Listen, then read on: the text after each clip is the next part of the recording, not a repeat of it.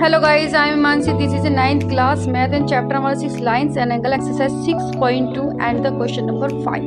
तो स्टार्ट करते हैं। क्वेश्चन देख लेते हैं। क्वेश्चन में दिया है in the figure 6.27 P Q and the R S the two mirrors the place the parallel to each other. P Q एक ही लाइन और एक ही लाइन, ये मिरर है आपस में और एक ऐसे रखे गए एक दूसरे के पेलर हो।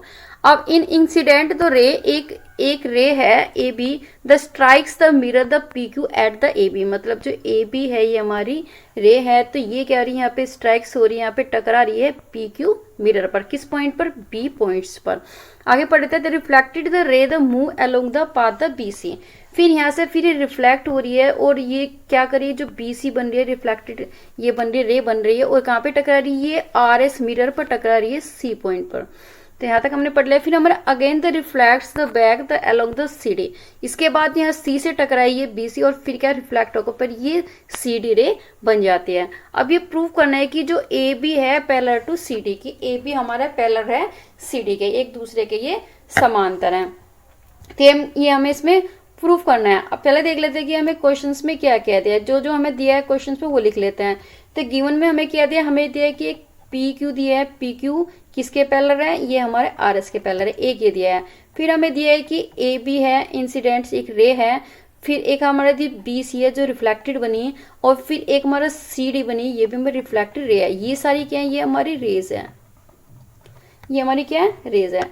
टू प्रूफ क्या करना है इसमें, टू प्रूफ करना है इसमें कि ए बी है हमारा, ए बी किसके पैरेलल है, ये हमारा सी डी के पैरेलल है। तो ये हमें इसमें प्रूफ करना है। इसमें अब ये हमें इसमें प्रूफ करना है। फिर हम देख लेते हैं इसमें कि ये कंस्ट्रक्शंस क्या बनाए हमने, जो हमारे बी एम है और हमारा जो सी एल है ये हमने खुद कंस्ट्रक्ट किया है। तो देख लेते हैं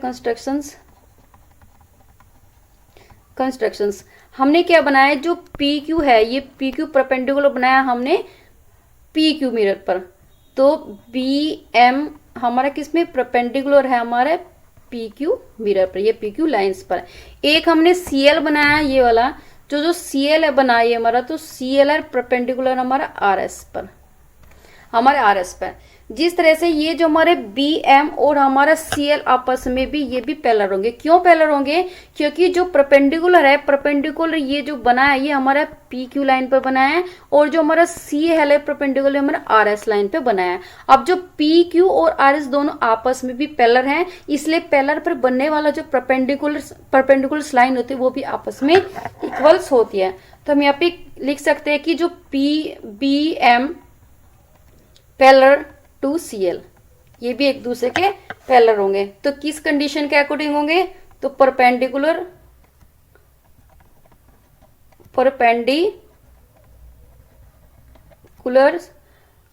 ऑन पैरेलल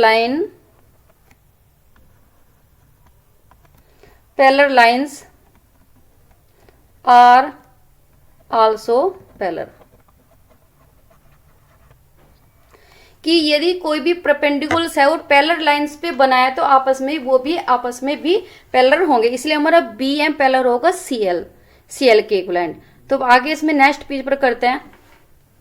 पहले पेज पर हमने प्रूव कर दिया था कि जो बी एम है ये वाली जो परपेंडिकुलर है ये वाली लाइन वो किसके सी एल के, ये हमारे पैरेलल होगी, इसके ही समांतर होगी, क्योंकि ये जो परपेंडिकुलर जो बना है हमारी पैरेलल लाइन पर बना है।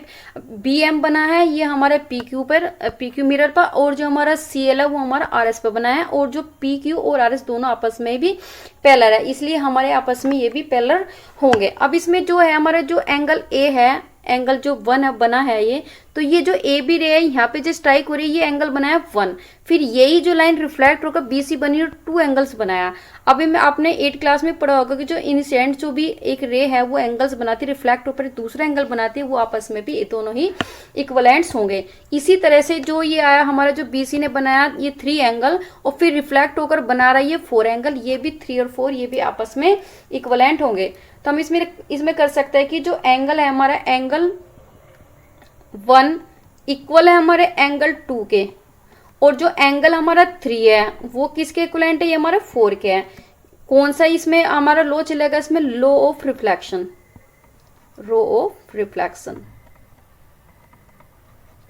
तो रिफ्लेक्शन वाला हमारे चला। ये हमारी कौन सी बन गई, ये बन गई हमारी इक्वेशन, हम मान लेते हैं इसको A1 मान लेते हैं। फिर हमारे इसमें दूसरे देखते हैं कि इसमें इस वाले जो एंगल्स में हम देखते हैं कि यदि देखते हैं कि ये हमारा एंगल टू मान ले और एंगल जो 3 मान ले, एंगल 2 और 3 ये आपस में इक्वलेंट हो गए। क्यों इक्वलेंट होगी, क्योंकि जो पी क्यू लाइन और जो हमारे आर एस लाइन, ये हमारे जो बी सी लाइन, ये एक ट्रांसवर्सल लाइन है। ट्रांसवर्सल मतलब तिर्यक रेखा।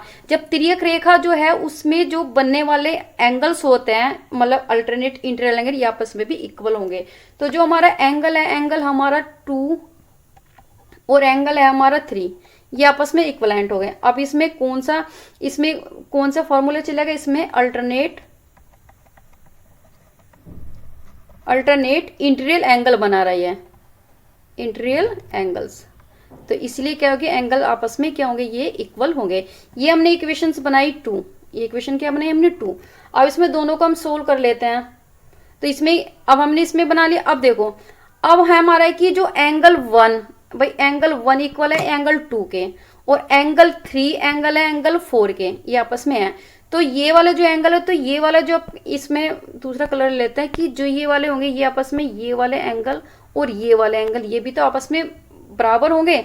मतलब है कि जो एंगल 1 और 2 और एंगल 1 और 2 बराबर होंगे, और जो एंगल 3 और 4 ये भी बराबर होंगे। क्योंकि यदि हमें पी क्यू देखे और ये देखे, तो जो बी सी लाइन है और ये भी एक तरह से क्या बना रही है, ये भी हमारे अल्टरनेट इंटीरियर एंगल बना रही है, और वो भी इसमें क्या होंगे, आपस में वो भी इक्विवेलेंट होंगे।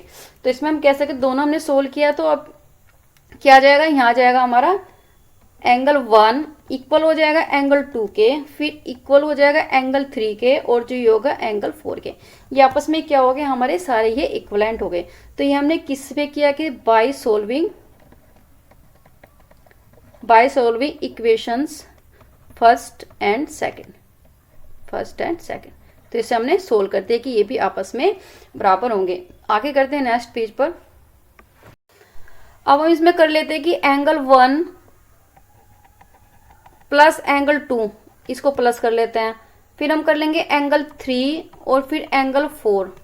अब जो ये एंगल 1 और एंगल 2 इसको प्लस किया, और जो एंगल 3 और 4 इसको प्लस किया। एंगल 1 और एंगल 2 ये आपस में क्या होंगे, ये एंगल ये इसके बराबर होगा दोनों, ठीक है। क्यों, क्योंकि जो हमारी जो बीसीए ट्रांसवर्सल लाइन है, और किन दो लाइंस को काट रही है, एपी को और सीटी, दोनों पैरेलल लाइन को काट रही है। इसलिए इसके जो अल्टरनेट जो इंटीरियर्स होंगे वो भी आपस में इक्विवेलेंट हो गए। इसलिए जो हमारा एंगल 1 प्लस एंगल 2 और हमारा 3 और प्लस 4 ये आपस में इक्विवेलेंट्स होंगे। अब जो एंगल है 1 और 2 का जो सम है, वो कौन सा एंगल्स बनाता है, वो बनाता है हमारा एंगल्स ए बी सी बनाता है।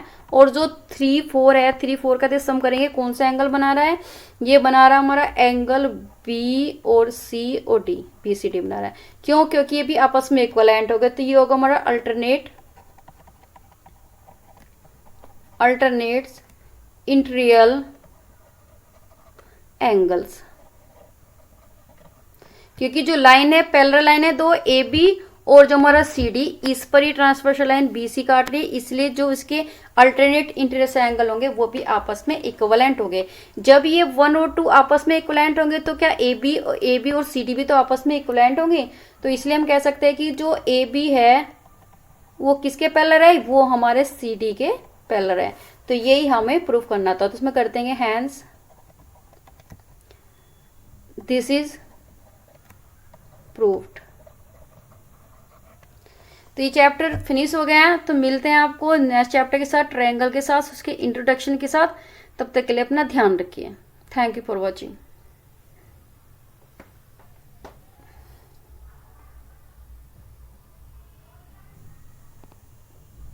यदि वीडियो आपको अच्छी लगे तो चैनल को सब्सक्राइब कीजिए, बेल आइकन को प्रेस कीजिए, अपने दोस्तों के साथ शेयर कीजिए। Thank you for watching.